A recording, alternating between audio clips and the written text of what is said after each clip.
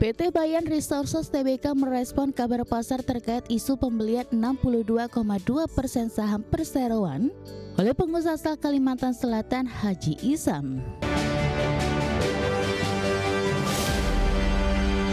Informasi selanjutnya, pemirsa, PT Bayan Resources Tbk memberikan klarifikasi atas rumor rencana akuisisi perseroan oleh pemilik John Lynn Group yakni Haji Isam. Di tengah beredarnya rumor pengambil alihan mayoritas saham tersebut, harga saham BYAN sempat melonjak tajam hingga 44%. PT Bayan Resources Tbk merespon kabar pasar terkait isu pembelian 62,2% saham perseroan oleh pengusaha asal Kalimantan Selatan Haji Isam. Berdasarkan surat jawaban resmi kepada Bursa Efek Indonesia, Corporate Secretary Bayan, Jenny Quantero, menegaskan perseroan tidak mengetahui adanya rencana akuisisi oleh John Lynn Group. Kendati demikian, pengendali perseroan Dato Lo Takwang mengaku selalu terbuka terhadap peluang investasi yang mampu memaksimalkan nilai perusahaan. Saat ini pemegang saham pengendali Dato Lo Takwang menggenggam 13,42 miliar saham atau setara 40,25% kepemilikan. Sementara putrinya Elaine Lo memegang 7,33 miliar saham atau setara 22%. Sehingga total porsi saham keduanya mencapai 62,25%. Pertemuan kedua tokoh memicu spekulasi pasar belakangan diduga merupakan pembahasan kerjasama proyek kereta api logistik di Kalimantan, tempat aset utama tambang-tambang beroperasi. Adapun dengan maraknya spekulasi pengambil alihan ini mendorong pergerakan saham Bayan naik drastis sebesar 44% ke level Rp17.275 per lembar. Lonjakan harga tersebut melesatkan kapitalisasi pasar emiten tambang batu bara ini hingga menyentuh Rp575,8 triliun dengan per 41 kali. Dengan kalkulasi valuasi premium saat ini, nilai akuisisi untuk menembus 62% porsi saham pengendali diperkirakan menembus angka Rp350 triliun. Berbagi sumber IDX Channel. PT Winner Nusantara Jaya Tbk mengumumkan rencana peluncuran 10 proyek properti baru secara bertahap sepanjang semester 2 2026. Melalui ekspansi ke kawasan Yogyakarta dan Jawa Tengah ini, WINR membidik target marketing sales sebesar Rp880 miliar. PT Winner Nusantara Jaya Tbk bersiap memperluas portofolio bisnis propertinya ke berbagai kawasan strategis di Indonesia. Emiten berkode saham WINR ini meluncurkan 10 proyek baru sepanjang semester 2 2026. Direktur Utama Winner Yusman Leo menjelaskan bahwa pemilihan lokasi difokuskan di daerah istimewa Yogyakarta dan Jawa Tengah yang didukung pertumbuhan ekonomi serta konektivitas infrastruktur solid.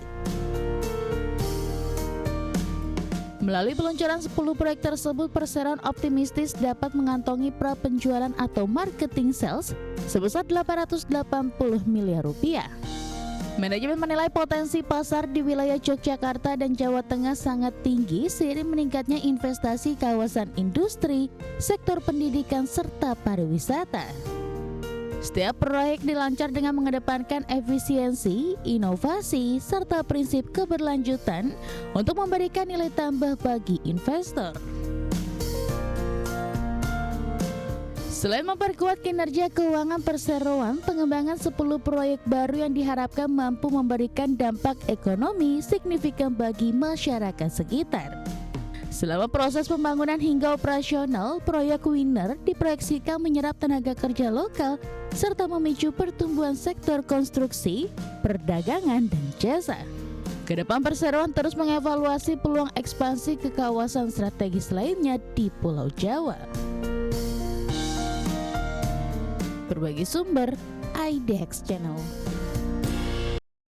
Masih bersama kami dalam IDX First Session Closing, pemirsa. Badan Pengaturan BUMN dan Danantara buka suara mengenai potensi delisting saham PT Waskita Karya Tbk dari Bursa Efek Indonesia. Langkah perbaikan keuangan emiten berkode WSKT ini difokuskan pada penyehatan fundamental bisnis jangka panjang. Chief Operating Officer Danantara Doni Oskaria memberikan tanggapan terkait potensi delisting saham PT Waskita Karya Persero Tbk dari bursa. Doni menegaskan prioritas utama Danantara adalah pemulihan kondisi keuangan perseroan secara real dan substansial. Pihaknya siap menghadapi risiko transformasi termasuk skenario delisting demi memastikan kesehatan jangka panjang emiten BUMN Karya tersebut.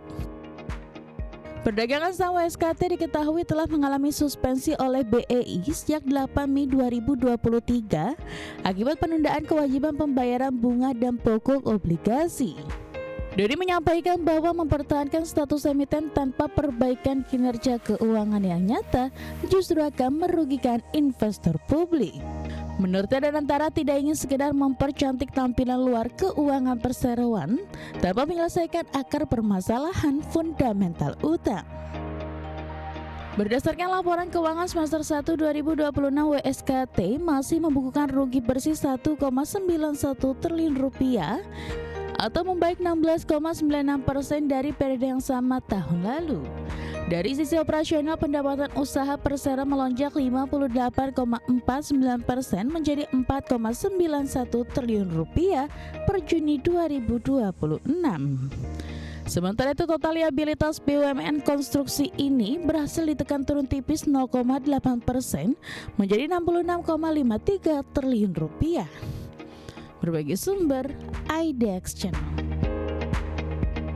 Pemirsa, Kementerian Dalam Negeri meminta pemerintah daerah bersama tim pengendalian inflasi daerah segera melakukan intervensi terhadap kenaikan harga beras di sejumlah daerah.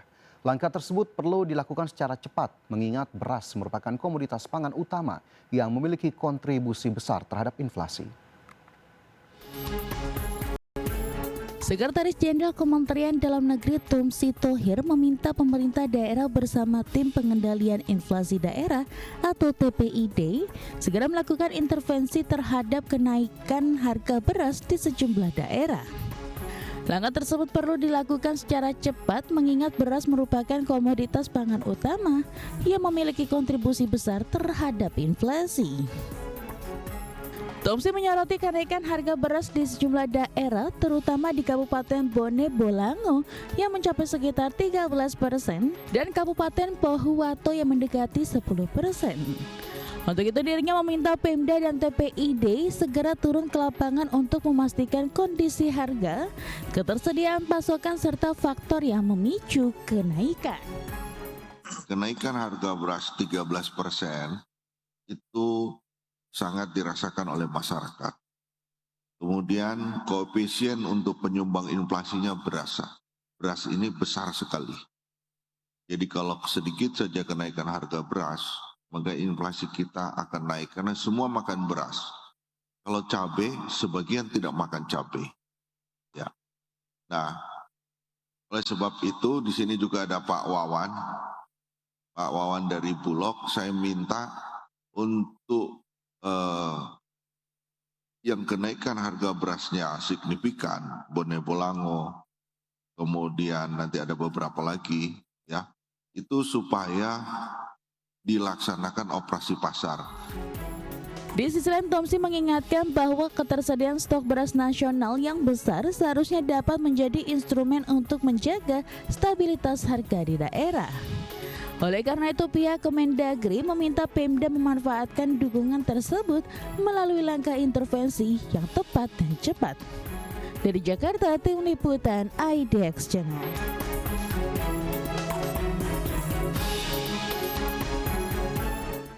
Menteri Keuangan Purbaya Yudi Sadewa memastikan pengalihan status kepegawaian pegawai pemerintah dengan perjanjian kerja atau P3K yang berprofesi sebagai guru menjadi pegawai pemerintah pusat tidak akan mengganggu keberlanjutan fiskal, di mana pemerintah telah menyiapkan anggaran untuk mendukung kebijakan tersebut.